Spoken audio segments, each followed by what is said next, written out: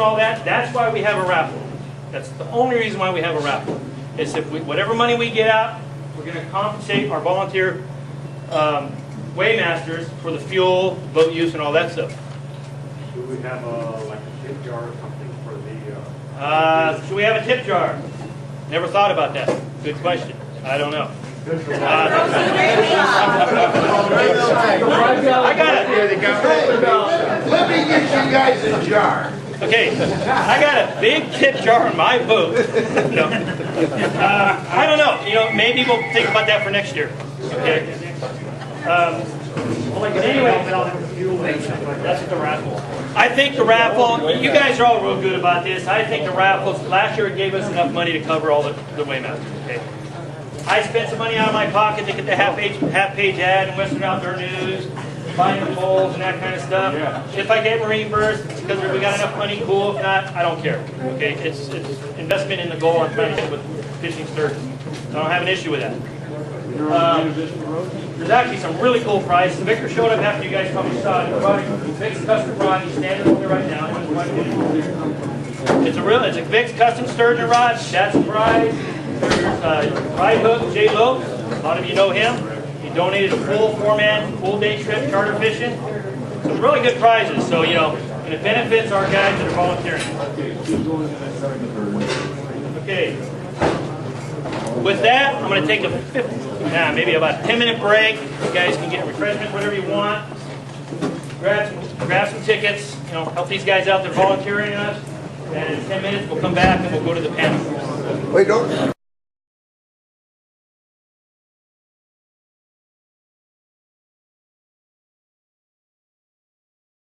We tried to fish deep water today. It's really hard to get down there. There's stuff going through.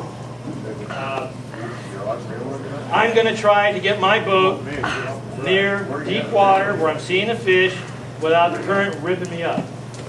Okay? That's just me tomorrow. I'm seeing good fish 40 to 50 feet. Quality fish, big fish. Channels. I went by the Glomar buoys today when I left the incoming tide, and I almost stayed there because I seen a lot of fish on the bottom. Deep side of the Glomar buoys, I was actually got a little fired up, but I knew once that current started ripping, it's going to be hell to try to stay on the bottom. But there's a lot of fish in the deep water on that side, bridge side. You'll see them when you go out and look around tomorrow. How much beyond the flats between the water and the buoys? I haven't ventured up that far to look. Jeremy, you might ask him. He went up there looking. Haven't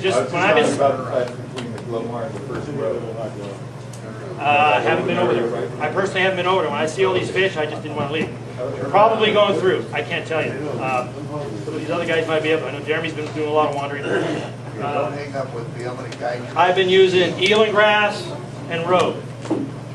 We had a trip about a week ago. Limited the boat out to keep her fish on eel and grass. We wouldn't touch the rope. Following day, wouldn't touch the eel and grass. Went with rope. It's flipping a coin. What I'm doing is I'm mixing up the rods, putting them both out, see what's going to go. I'm putting a lot of bait on, trying to keep my bait down as long as possible. I think the key here is as much time in the water as you can invest. People are going to get as much time in the water, you're going to increase your chances of having a fish that's going to come by you and feed. All these fish out there, not many of them are feeding, but the one that's going to feed, the more time you're in the water, the best chance you have to find what's going to feed. With that, I'd like to ask the panel to come down. We're going to have questions and answers. Keep going straight. Keep going straight.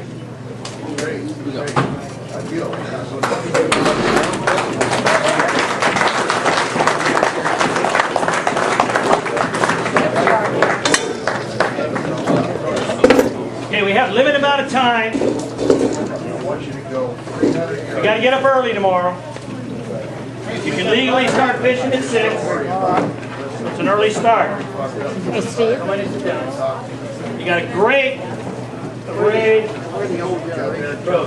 Heck, I'm glad Jerry said that. Okay, now my take on this thing. This is why I asked these guys. These two guys here. Oh, sorry. These two guys here were around when they designed boats to go in the water. Hey, that was Noah. So I'm hoping you guys ask good questions so I could get some of their old-time secrets to help myself. Okay? Anyway, you just guys start throwing questions at us. Whatever you want to ask, have at it. Hopefully it pertains to fishing tomorrow. Anybody have questions? When's the best time to set the hook? Best time to set the hook. Boy, we have a lot of different ideas on that one. Who wants to take that first? The rod's going down. Barry says when the rod's going down. Mike, when you set the hook? I'm gonna hate this answer. Go ahead. I wait and wait and wait and wait. Thank you. Until I see the tip almost in the water. It's doing this. Everybody hear that? No, that's just me. In Mike's style, and he catches a lot of fish, he waits until that thing is almost taking it all the way down and the rod's in the water, and then he sets the hook. Jeremy. Sooner the better. Sooner the better. Jeremy hits him first chance he gets. Hey, when it goes down. But then again, if you use different types of bait, it could be different things. Some people use whole herring. You want to give them more time. So I wouldn't hit it right away. Let it take it a little bit, soften it a little bit, and then when it goes down, come up on the top of it. It depends on the bait sometimes. Everybody hear that? Frank says it depends on the bait. He said if you got like you're using a whole herring, big bait, you're going to give him more time to take the whole thing down. That's his style. Speaking of bait, how long do you let Keep going. How long do you let Rosso? I let it go until it gets wider and wider, and I'm poking every once in a while with a hook, juice out. But I leave it out there a long time. Keep going. I'll have to agree with that one. I leave mine out there a good couple hours. And when you get crap on your line, you got to bring it in and clean it off. I take one of those threaders and I just jab it to get some more oil going out. If it's milking, I let it work. But I put a big blob on there so it milks a long time.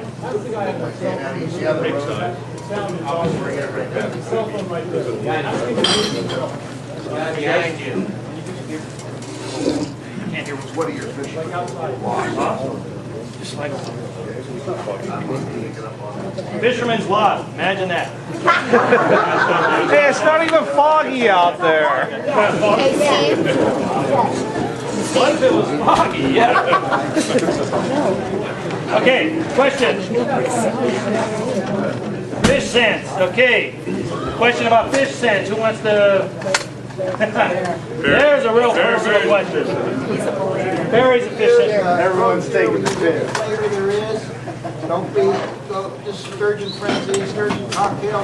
Go to the sand shrimp ones. The herring oil is one of the best. But just, any kind of scent you put on there.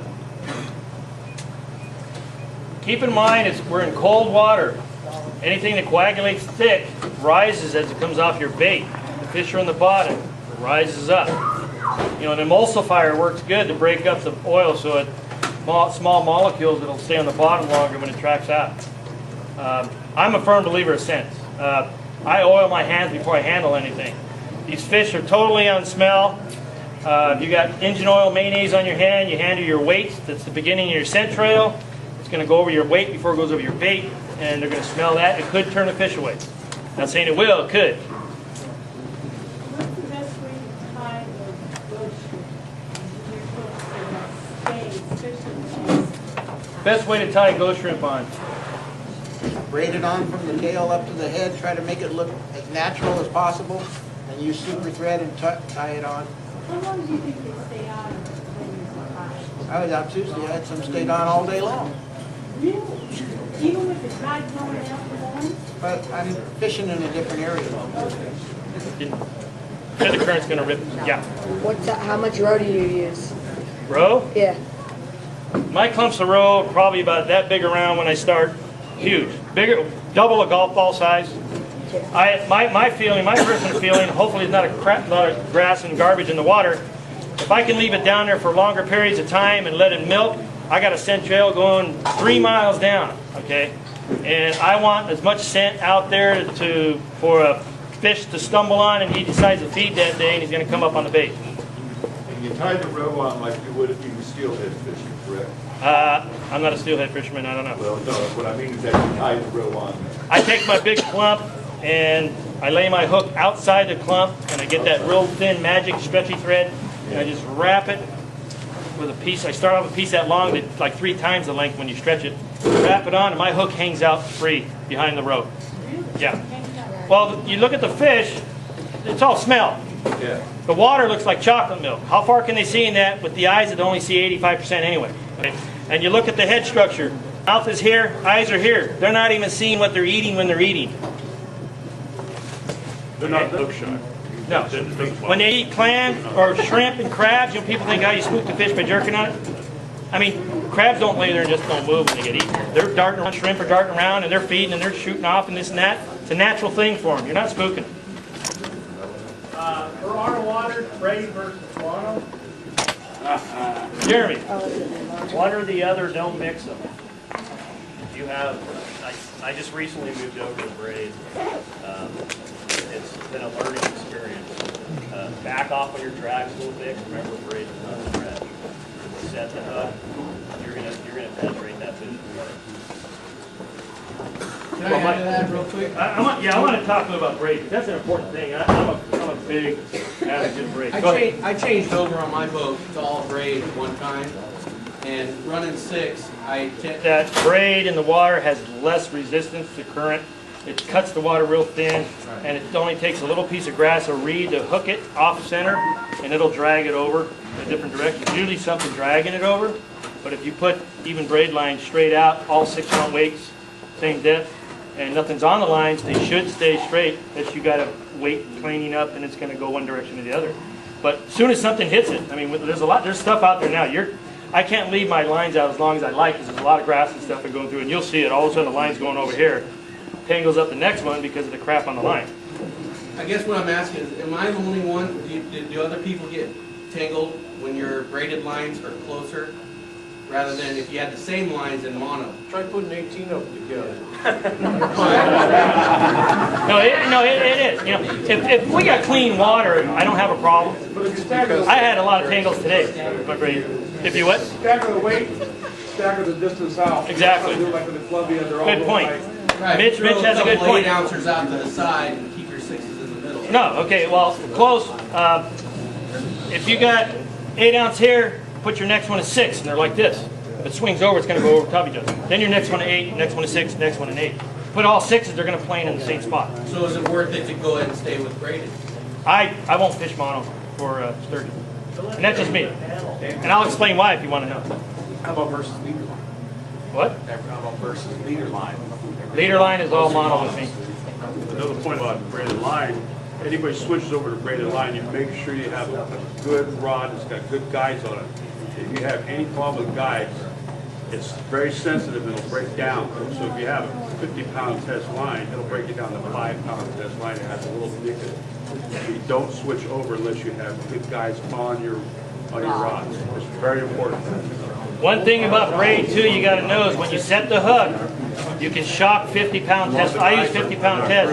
You can shock that line and snap fish easy. You know, in the old days, the mono up to 30% stretch, you're coming down and you're just wham, nailing it because of all that stretch. You're trying to drive that hook in that bristle.